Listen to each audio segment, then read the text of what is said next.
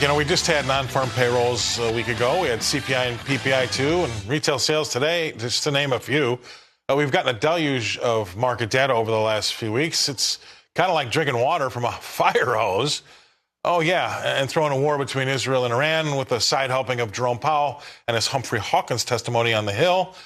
And your head is likely to cave in. What do all these data points mean?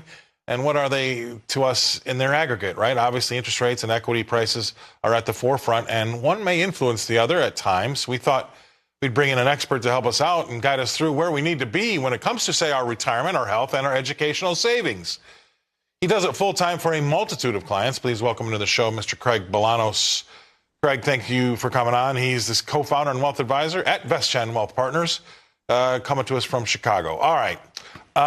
We've had a lot of stuff to get through, and then throw in again, like I said, Jay Powell and Iran and Israel. And where do we need to be? I mean, give us a roadmap. What are your thoughts? You've got a lot of customers. I know you have to manage them singularly. You don't have them all in one big pot.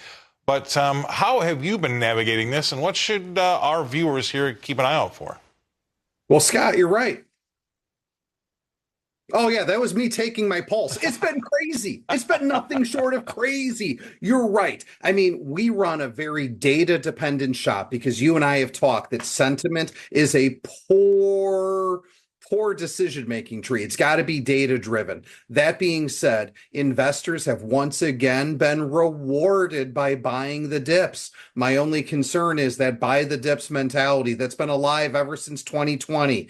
Think COVID, think yen carry trade, think bank failure, think interest rate hikes, you name it. The buy the dips has worked, but at some point in time, it's likely to stop. What do I think Americans should do? Continue to focus on the long game, but get serious when it comes to rebalancing portfolios in line with people's risk budget. And if people say, I don't know what my risk budget is, well, I think it means people need a retirement plan. Okay, and I agree. And so we don't talk about bond. Well, we do a little bit, I suppose. But, the 10-year yield, 4.45, call it, between us friends, or 4.4 to 4.45. How much do you dabble in bonds? I mean, at what point are bonds a decent competitor to stocks?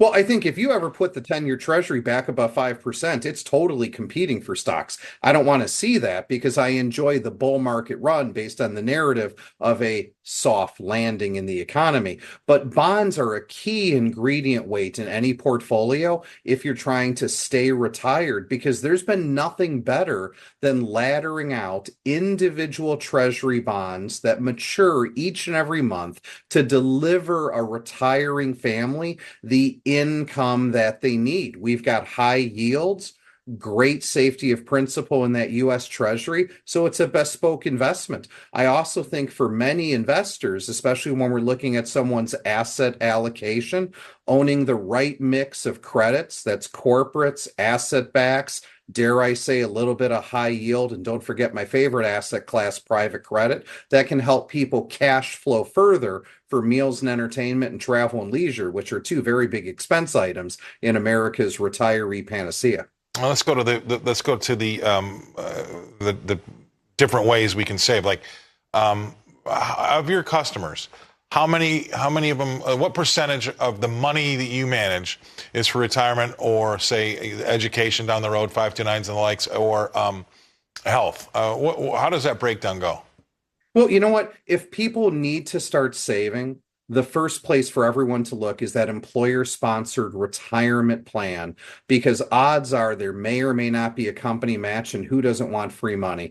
But if you're going to start with that employer-sponsored plan, you need to ask yourself, do I want to future-proof my retirement? And future-proofing is all about eliminating TIR, that's taxes in retirement. And that's why I want people to be thinking about Roth 401ks, not necessarily the traditional 401k plan. And if you're saving for college, Scott, you nailed it on the head. The granddaddy of all savings vehicles is the 529 educational plan. If you're not yet in it, take a look. You might get state tax deduction benefits on top of tax deferred growth, on top of tax-free distributions. Boy, that sounds triple tax preference to me. I think that's the best way to save for college. This came up yesterday. I want to ask you to hear what you have to say about it. But, you've heard about the Trump baby bonus, right? The $1,000 account that everybody's getting if they're born January of this year to December of 28, I think.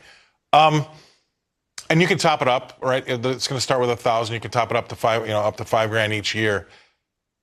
What is that going to compete with the 529? Or is the 529 still better if you can top up? I mean, have you had that question come up yet with your customers? Well, you know what? We haven't had that question come up yet because it's not yet law. I need the big, beautiful bill to come out of the legislative Yeah, process. good point, Shelley. Yeah, right. And once it's in full force and effect, then we'll decide where the competition is. But right now, in the here and now, the 529 is virtually a no-lose transaction because ever since they changed the law that unused dollars can find their way into the tax-free safety zone of Roth IRAs, this is a huge planning technique for not just moms and dads, grandmas and grandpas, or maybe you're lucky and you got a rich uncle. Take a look at the 529. Yeah, I mean, our family used them. You're right, and if you have the ability to do that, it was a fantastic vehicle. What else? I mean, what else? I mean, one of the things I love what you say is get retired and stay retired. Is there a percentage of some people that retire and have to go back to work because they can't stay retired? Yeah, there is. It's not our clients, but there are out there, and I call them fallen angels, Scott. Fallen angels are those who defined their retirement through the eyes of family members and peers. Gone are the days that people are retiring at 50 to 55 with a full pension and vested retiree health care. It's tougher sledding out there, everybody. I think if you want to stay retired, you need to address retiree health care. You need to be realistic about your budget. And you gosh darn well better have a plan of how you're going to deploy your assets and cash flow to make it sustainable into perpetuity, because there's too many people where retirement feels great for 15, 20 years, and then their property tax bill doubled. The cost of their health care doubled. And next thing you know, the silent killer is putting their retirement in the grave. Not hypertension, but inflation. Scott, that's the reason people are losing, and I don't want to see it anymore. So we just need to help get people informed. That's why I do your show, because your show, radio and TV, you're giving people sincere and actionable ideas. That's why I love being a part of it. Well, I mean, that brings me to my last question before we go. I've got a hard wrap right now, but how old are you going to be when you retire? What are you looking at here? You know what? I'm 50 years old. I turned 50 in January. And if you're blessed to be able to do something that you love, and that's something that you love allows you to pursue what you love, you're probably going to stay engaged. So for me, I see myself doing this for another 10 years in the way that I'm doing, and then moving much more so into an educational role because I've fallen in love with exactly that. Being a wealth advisor, but having a heart of the teacher. I guess I'm just a lifelong learner, Scott. That's awesome. Great answer. I didn't expect that. All right, Craig, love having you on the show. Craig Bolanos coming to us from Chicago. He's co-founder and wealth partner at VestGen Wealth